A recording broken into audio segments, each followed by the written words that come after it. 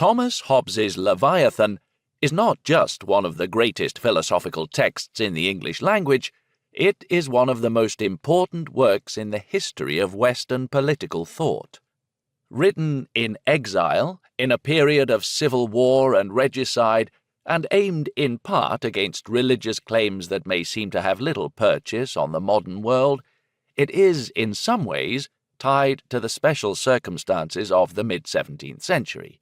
And yet, at the same time, Leviathan offers an analysis both penetrating and suggestive of fundamental issues that have exercised the minds of political thinkers ever since and still matter today.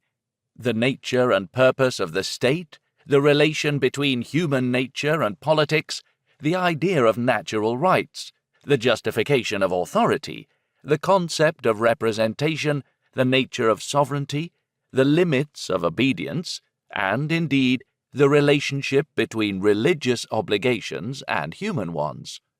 For good measure, it is also one of the masterworks of 17th-century English prose. Hobbes's origins were quite modest. Born in the Wiltshire town of Malmesbury in April 1588, he belonged to an extended family of local clothmakers and glovers. Some of these were prominent in local life, but his own father was the least distinguished of them, being the curate of a poor parish just outside the town. Hobbes learned Latin and Greek in Malmesbury before being sent, thanks to financial support from an uncle, to study at Magdalen Hall, which was later absorbed into Hertford College in Oxford in early 1603.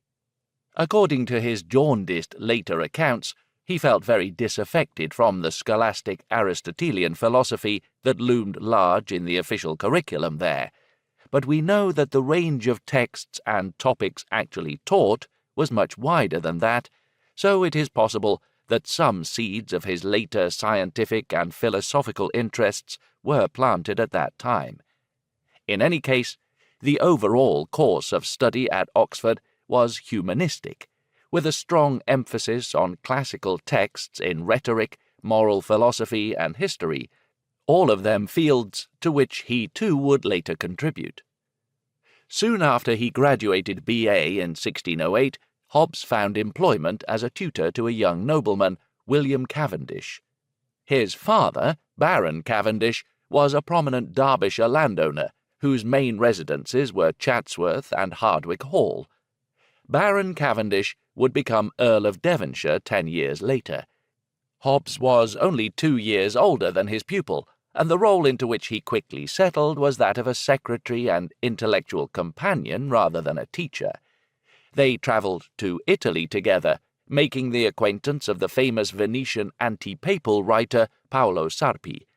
Thereafter, William Cavendish corresponded at length on European politics with Sarpi's assistant, Fulgenzio Micanzio, and Micanzio's letters were translated from the Italian by Hobbes for a wider circulation in England.